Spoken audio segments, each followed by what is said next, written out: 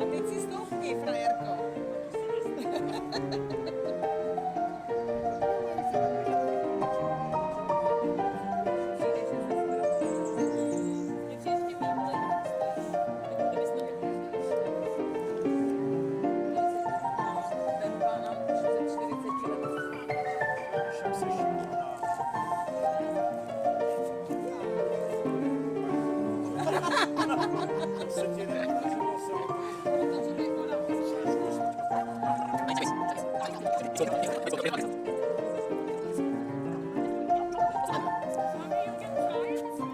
Yeah, it's cold. It's cold.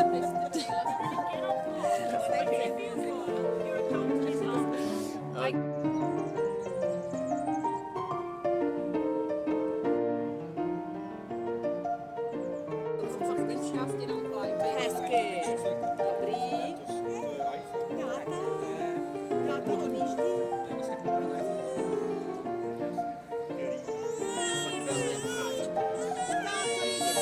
Táta.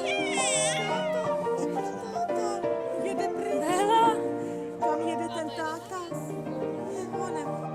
No, vidíš, jak mu to jde hezky. Se divím, že na to jde. Protože bydlejí u moře, tak furt jenom pracují, aby měli co jíst. A nemají jako, že o víkendu si zajedeme k moři, že? Ne, u těch obyčejných lidí se to neprojevuje. Ty prostě nemají ani práci, ani prachy, ani nic. Jako. Byl jsem z toho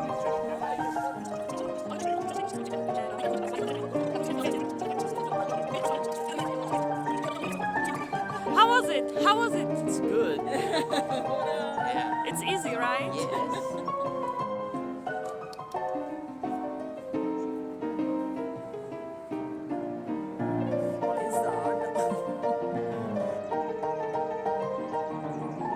Was it cold?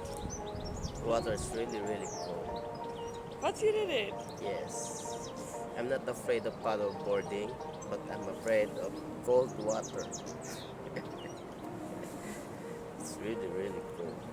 But you did it, so you just did for Philippines. Yes. In the Philippines, we can do it any time, even night time.